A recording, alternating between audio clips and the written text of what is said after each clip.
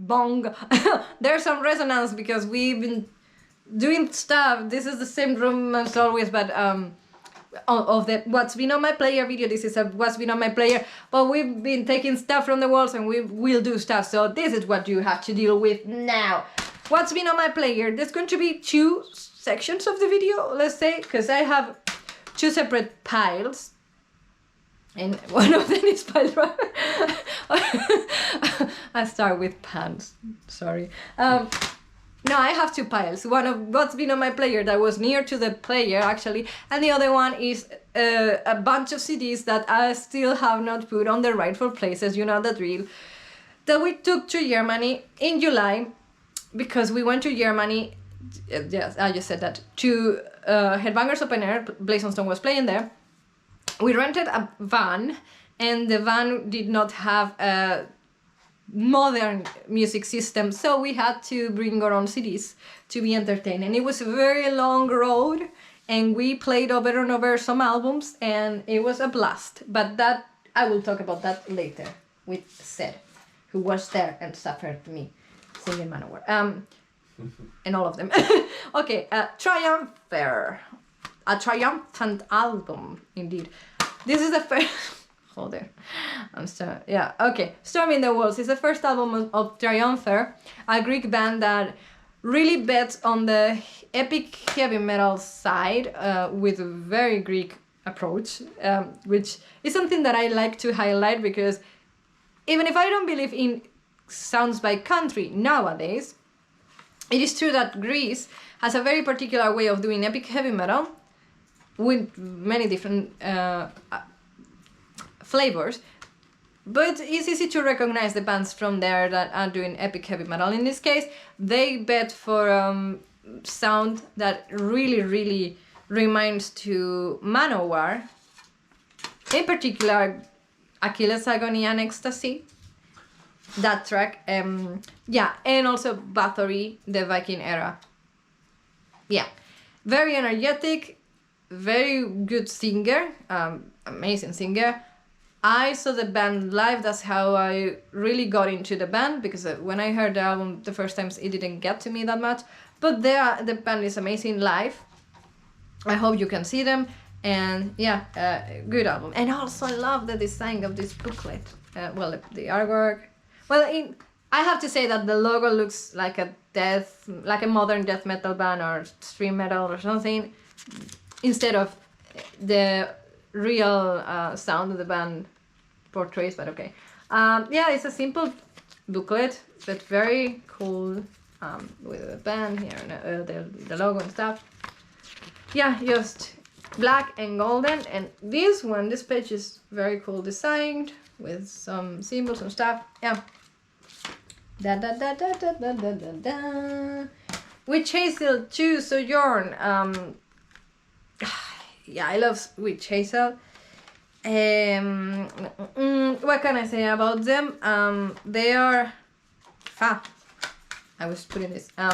They are a band that is on my player a lot. Actually, I have also Witch Hazel 3 Pentecost. I like the little of naming the albums with the Roman numbers and being part of the title.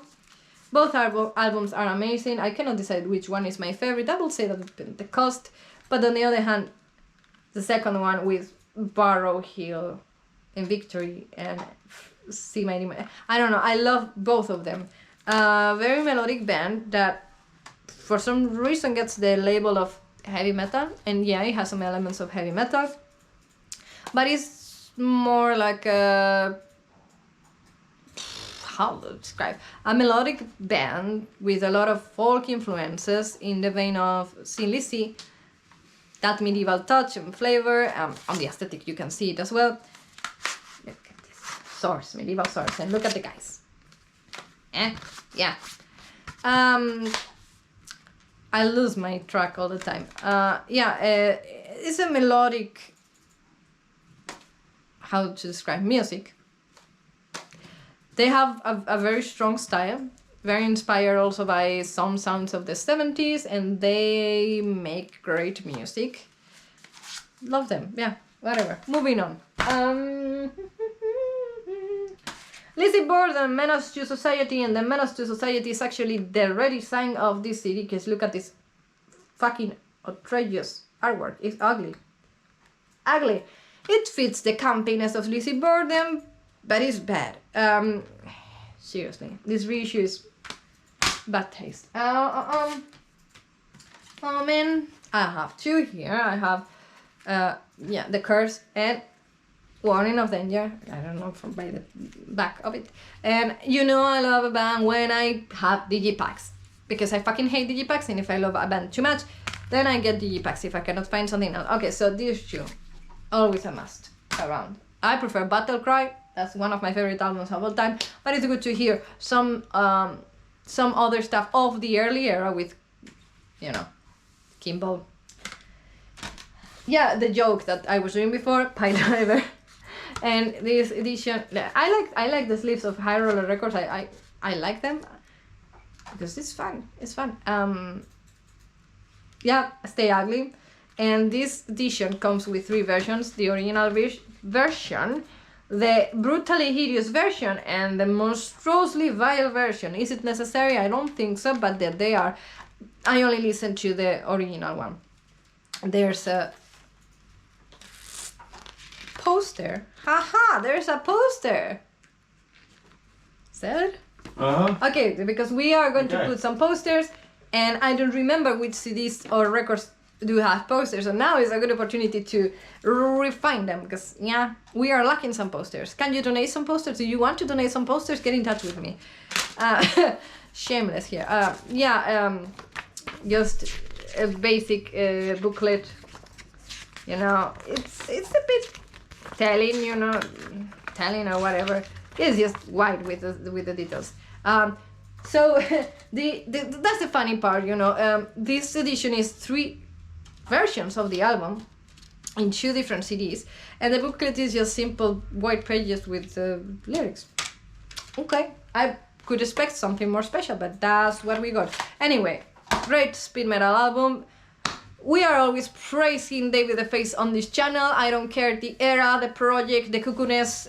David the Face is a Greek god that is not Greek or a god. But we love him. In Texas, Sweden.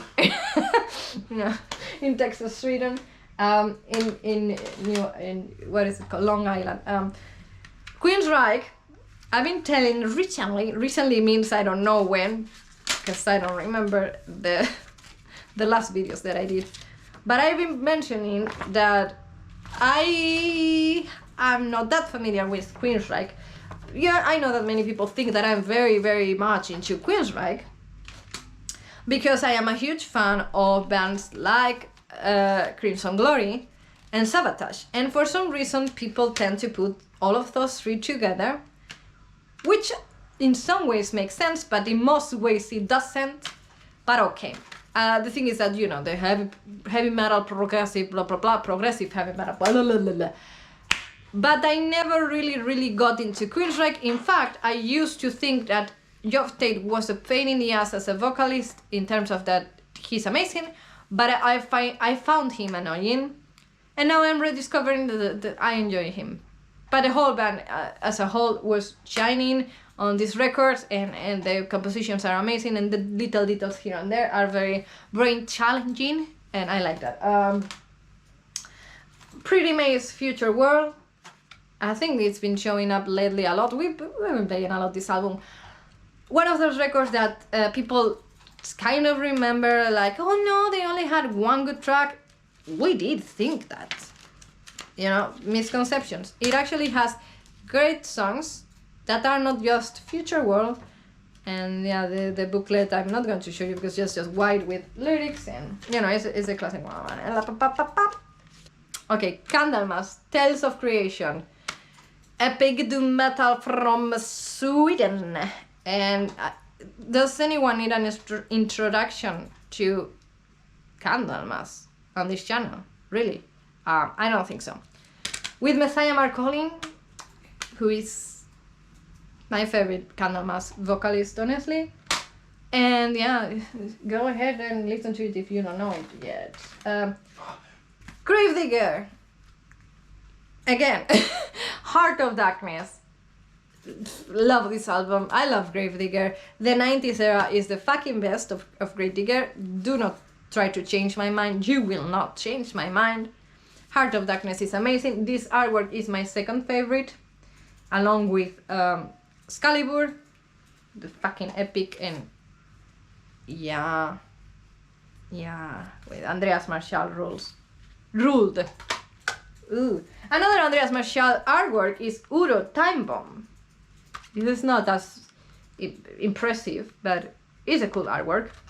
I would say that this one is actually probably one of his best ever. The Time Bomb artwork? Yeah. I mean, it's cool, but it's a skull with some clocks and bombs. Yeah, but it has I mean, I like it. It's very imaginative and it gives some food for thought, so to speak. Yeah, I mean, you will not hear me often saying that I don't like an artwork that has skulls. If you know me, you know that I love skulls on artworks. Yeah. And it's Andreas Marschall and it has the shining around and whatever. Time Bomb, what a fucking amazing underrated album by U.D.O with amazing tracks. This is pure heavy metal in the most classic vein, and we were rediscovering one of the tracks that is basically Painkiller. The thing is that this album came out in 91, Painkiller came out in 90. The productions are quite similar and so that's funny. Yeah, so this album has a very similar production to Painkiller, and the funny thing is that this has a track that sounds a lot like the song Painkiller. And one of my dreams is that because bands usually we know, write some songs way before the album is published, my secret dream is that Judas Priest actually heard some demos from U.D.O's album and we're like, and we are going to rip off. We know it's not the case, but that's a dream. That's a dream that I have. Okay. This was not my choice. Asta Kask. I can mention it. But here it is. I can mention it. It's a punk band from Sweden, live album. On their like, I think there was some kind of like reunion show in the 90s or something. And it's cool because the album title here, Från andra sidan in Swedish, is like from the other side, and the letters are the other way around, so that's pretty cool. That is very good. I love the choice on this thing. And yep, well, it's a band that I'm not that into, but it's cool to listen from time to time. Okay, Gravedigger, Knights of the Cross. I'm going to make a video, I hope hopefully soon, about this particular album, because I'm obsessed with it. Or Gravedigger in general, 90s era. Anyway, this is part of the Middle Ages trilogy,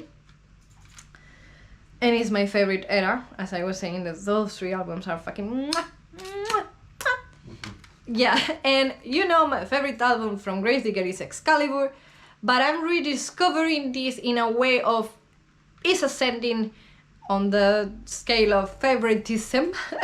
And not only that, I will say that maybe this is my favorite. No, I love Excalibur. This album is fucking amazing. Go and listen to it. Knights of the Cross. Yeah. Black Swords Under Attack. A project from Greece for fans of epic heavy metal in the vein of Warlord, and more particular in the sub-niche of Lord Youngguard. This is just an EP that took a long time to be published because the songs were from back in the day. Was released in 2020 by No Remorse Records, which is always a seal of quality. Most of the time, yeah. They release very good stuff, and yeah, this is very enjoyable. And also, I love this type of layout on the CD where the transparency shows from the illustration.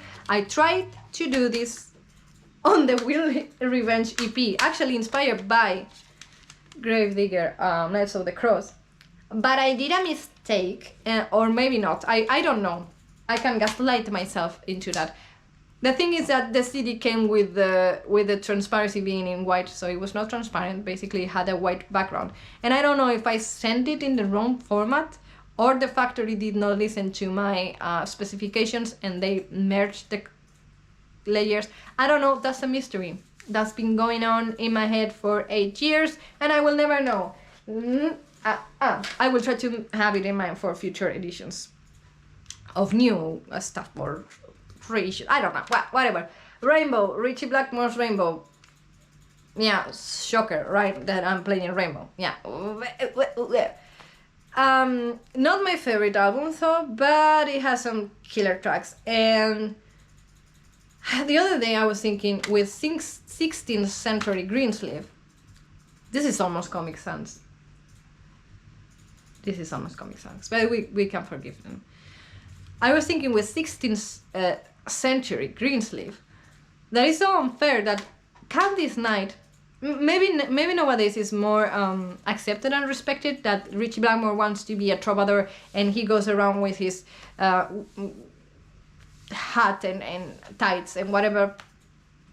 But some decades ago, not that long, people were bashing on Candy's Night as he was this type of Yoko Ono just because they formed Blackmore's Night and he decided to not do more rock music anymore and he was happy being a fake medieval musician, okay? The thing is that Richie Blackmore has... Fake. Because he's not medieval. But it is, somehow. The thing is that Richie Blackmore has always been influenced by that type of medieval Renaissance fantasy music. The proof is in here. He did honor 16th century Greensleeve with the original piece, Greensleeve, anonymous piece from the Renaissance England, back in the Renaissance. Exactly. And there's influence of medieval influence. Well, how many times am I saying influence? I don't know. As well as neoclassical, Renaissance folk, and many other things on his music through Deep Purple, Rainbow. All his projects actually has these touches here and there. So it was no shocker. He found his soulmate and they decided to do a cute band and live their life and enjoy music. Fuck you. If you don't respect it, go and fuck yourself. Hit 10. While Passion Lasts, it's another high roller, so it's a sleeve. But this one has just the regular artwork. This is one of the... Oh, my eye. This is one of the Spanish bands that I can recommend of the new eras. Yeah, they are a great band. They have a great singer. They are dope live. The songs are good. Very catchy, very well done, very well played. With a lot of charisma. Yeah, very recommendable. This is one of Seth's choice for the most part, but I recommend the band as well. They sold me on the last song. It was a pretty cool speed metal track, but then I started to appreciate the more rocking tracks as well. The track that he's talking about is called Crime Time, that closes the album, and we were blown away, completely blown away. He did not know the band before. I had the opportunity to see them many times in Spain when I was living there, obviously, but he discovered the band with that song, with that album. But the last song was blowing his mind, and we got to get the copy. They started as a more basic heavy metal band in the vein of other bands that were popping out around that time, like Enforcer or Skullfist, blah blah blah, you know, that type of bands. And they grew up to be a very mature sounding band with their own sound, which doesn't invent the wheel or anything, but they have their own sound. It's a very hard rock AOR with some touches here and there of many other things, and they do it very well. As I was saying, very talented musicians. Manowar, Fighting the World. Yeah, Manowar praising. Anyone who doesn't like Manowar is afraid of himself. And then this one, Siritungol, Frost and Fire, and this is a special edition because I did not have any edition of this album, and I found this, and it's like, okay, get it here. A bit the same with like the Pile Driver album. These include two discs, CDs, with the remastered version and the original version. I'm only going to listen to the original one because if the album was published back then and it was fine, I don't need I don't care about remastered versions. I don't care, honestly. It has to be a very, very badly made album back in the day to get something new from a remastered edition, in my opinion. And this is a cool edition in another way, because it has this booklet that for some reason is attached to the whole thing, which I find odd. And it has some liner notes by Sarah from Smolder. She wrote here some things about the band and history and stuff like that. Very interesting. That the letters are tiny as fuck, so for a blind creature like me is a bit exhausting, and there is a lot of text. So my eyes get very tired. You need to think of people that are old and rotten like me. Metal Blade, please. But yeah, it has some more liner notes, and it has. I like the layout for the lyrics is very simplistic but very cool with the red notes and all of that. Basically, there are some pictures here and there. I still find odd, and I will always find odd, that the booklet is attached to this, because I want to hold it in my hands, and this is a bit awkward. But yeah, okay, a classic, Sirtungol Frost and Fire. And now we go with a second list of CDs. Here's the second pile of CDs from this time, the trip to Germany, to Headbangers Open Air. Yeah, we were in a car and it was sounding from the stereo with CDs. Yeah, we rented a van, like we were saying, and it didn't have a modern system. Or USB sticks and everything. yeah, whatever, I don't know about car stuff. There was no aux in input either. So we were invoked at the last, almost at the last minute before we were going, and we got a message saying, hey guys, grab some CDs, and we went... And we grabbed CDs. we went a bit bananas, because... But not all of this including shit that we got in Germany. We didn't get any, we didn't get... Carl got some we stuff. got a special thing that we can show, and that's it. That one. Yeah. And we couldn't play it because it was in vinyl. Yeah, the camera's lagging, but you have to deal with it. Yeah, the guys bought some CDs there, so that added for the way back to Germany. But the way, no, from Germany to wherever, this is falling, I'm falling. I'm falling, Well, I'm falling. Most important first. Yeah, Try for Steel. This is the album that we heard the most during the trip, because we play all the time Achilles Agony and Ecstasy and enjoyed almost every part of it. Talking about posters. Yeah, but this is a booklet. I know, so it's a bit sad that this is the booklet. Yeah, I always liked the idea that they did here on Other Than Hell and other, but it's a bit depressing because I want to use the poster. And of course we have 2 copies of these, but... Do we want to have one that does not have the cover? No. No, so we are going to respect this one. Yeah. The donation for posters is still open. Follow up. Iron Mask. The Shadow of the Red Baron. Yeah. The neoclassical vibe was on. We heard a lot of... This is the first time I heard it. At least this album. Maybe I've, I loved it. This is my favorite album of Iron Mask. I've been playing it a lot.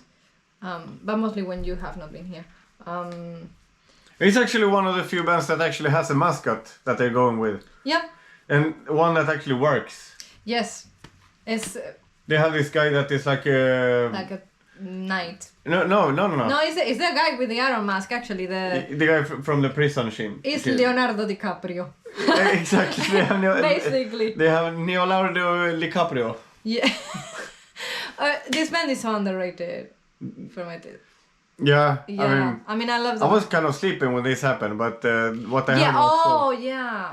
And I was like, hoping that... It was kind of a very tired trip back. It was a long road. Yeah, so I don't remember anything in particular, but what I heard was pretty cool. Yeah.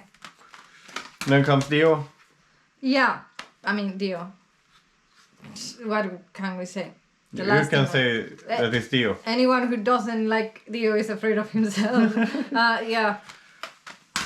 And then anybody who doesn't like Heaven's Gate is afraid of themselves. Yeah, very much. I don't know how many albums did I grab from Heaven's Gate. I guess we grabbed just one, per band to not overwhelm, maybe. Well, I love Heaven's Gate. Thomas Retke is killing it. Yeah. As usual, I guess. He's the fucking best. You turned me into this band. I'm still a noob. But there's some certain bands that people who know me know that I'm... Yeah. Well, there's some certain bands that people know that I'm going to be like a fucking Jehovah's Witness with them. One of them is Heaven's Gate, and everyone that I know that doesn't know Heaven's Gate, I'm like, excuse me, do you have a moment to listen to the word of Heaven's Gate? Yeah. And then next up... Talking about Iron Mask. Anybody who doesn't like Yngwie Malmsteen is afraid of themselves. Yes. Himself, I mean, sorry. Yeah. Yeah. Liar! Yeah. Is this one? Yes, it is. Yeah, so it's good. It's Yngwie Malmsteen. What do you think? Yeah. It's like, most of his albums is pretty much the same thing over and over. Oh, come on. Fuck off. Fuck off. He has the the first song that is... And it has the... And he has the Freudian style. Well, the Freudian... I'm kind of joking, but also kind of not. You know, today on Facebook there was... on Reddit. There was a thread asking who I cannot speak English. Which people would you consider genius in metal? And there were many names, and one was mentioning Yngwie Malmsteen, but there was one guy saying, he repurposed classical music, so I will not consider him a genius. He does not repurpose classical music. Uh-huh. He creates his own pieces learning from classical music. And then he plays classical pieces. It's not the same as repurposing, okay? Children of Bodom repurpose some classical music. Huh? Okay. More Swedish. Array, the final encounter. Final encounter. Yeah. The final encounter. Diddle-dee-doo. Yeah, but this is good shit. Yeah, we've been talking endlessly about Air Raid. Go ahead and listen. This album is fantastic. It's the latest. It's not plastic. It's not plastic, it's fantastic. This is the latest one and we love it.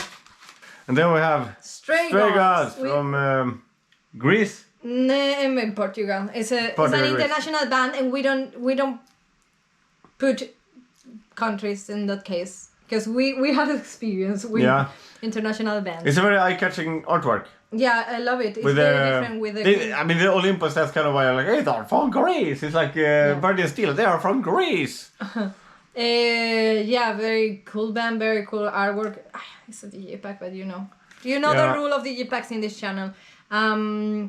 Is Maiden praising in a very good way, in a shameless way, and they're on their Bandcamp. I think they're even describing which song inspired which. Kind of. They are making pants with the loneliness of the long distance run. Yeah. Blah, blah, blah, and stuff like that.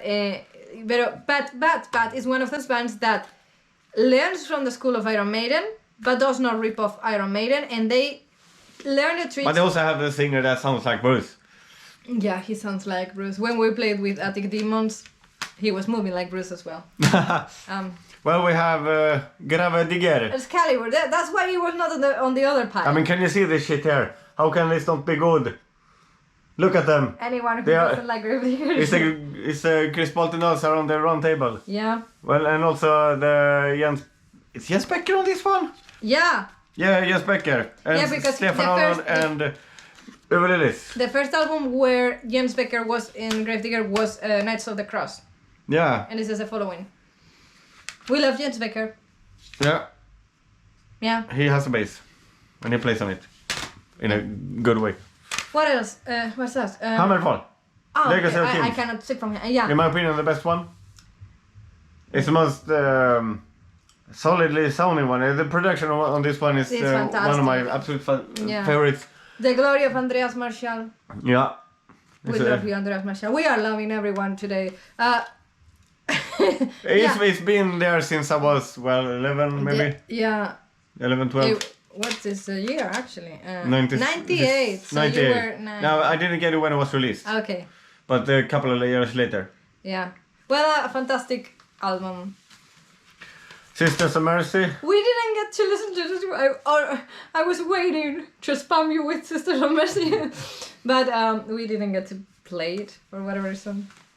But the guys were very excited about it. However, this was This was finally. the guitar album of guitar albums, kind of. But it's also for musicians. It's not just for guitarists. This is songs. But very for guitarists to sit there and get bonus of this. Yeah, in my opinion, the first two Annihilator albums are masterpieces in terms of composition, and there is so much food for. It's too much, but everything is. It's in the right place. That's the good thing. It's not like more is more. It's a lot of things to chew, but everything on the right place, which is a good type. Yeah. And here we have Accept, Restless and Wild with Almost the Comic Sans. Yeah, that's not the original artwork. No. But Well, it's a cool one. It could be great for a live album, I guess. I will sing the title track, but I'm sick on my throat, so I'm not going to do U.D.O's voice. Restless! Restless and Wild! You do that for me. Oh, we are coming to the end. Okay. Scanner, Hypertrace. Yeah. We Still were there. going to Germany, so we were a bit on a German mood, I guess. We have mostly Great stuff. Swedish and German stuff, which is a huge Yeah, one great anyway. stuff. Jordan was all over the place over this song. It's like every song is the best ever. And I agree to a certain extent. Because the good songs here are absolutely fantastic. Then there are a couple of songs that doesn't get it to me, but it's... This is... more rough sounding Halloween shit, so... Yeah. And we didn't even get to play this. Oh, we didn't get to play them. We didn't get to see them. We didn't get to see them. I only had my shirt I on. personally was very excited about seeing Evil Invaders once again, because it will be the first time that I see them after the release of this album. But schedule, we didn't get to see them. It's the magic of festival stuff and concerts. Okay, that when we are on a journey to play live and stuff like that, we actually don't get to see cities and we actually don't get to see the bands. Yeah. Okay. So would have been also amazing to see them. That would be. I guess they were the best band on the festival too. There were many bands. Everyone was the best one. I'm just assuming here because I didn't get to see most of the bands, but everyone was the best. Let's be nice here. of what I've seen of Evil Invaders, they are like the top tier live show band Of this generation, they are. Well, they are also really cool. kind of outplaying many older classics too. Yeah, but I mean, they have the quality to be headlining big places. Yeah. They will. They should now immediately give them a big tour, big places. Okay, that's what's been on our player. Yep. In our 2 parts. Not our player. In our rented player. Yeah. We rented a player and we got a van for free. I'm making a pun. What's been on my player in 2 parts? Because Achilles Agony and Ecstasy in 8 parts. That's funny. There's been a lot of Achilles Agony and Ecstasy on this video, but anyone who doesn't like Achilles Agony and Ecstasy is afraid of himself. Except there's 2 parts here that are fucking Damn, we were awesome. so excited to show it because Carl, the drummer in Blaze of Stone, had not heard this before. So we were like info dumping him about every fucking detail on Achilles Agony and Ecstasy. I went on a big explanation about this song, this part is amazing, and this part is shit, this part is amazing, this part is shit. Yeah, I went on a big nerd explanation about the death of Patroclus and Hector's... and how the music is written to visual... it's so good. To accompany the story. Except some parts that are dog shit. But this piece is so good. The parts that are good. The fillers are not. Instrumental drum part sucks. The bass instrumental part sucks. As long as they go full fierce heavy metal, it's good. Yeah, okay, that's the video.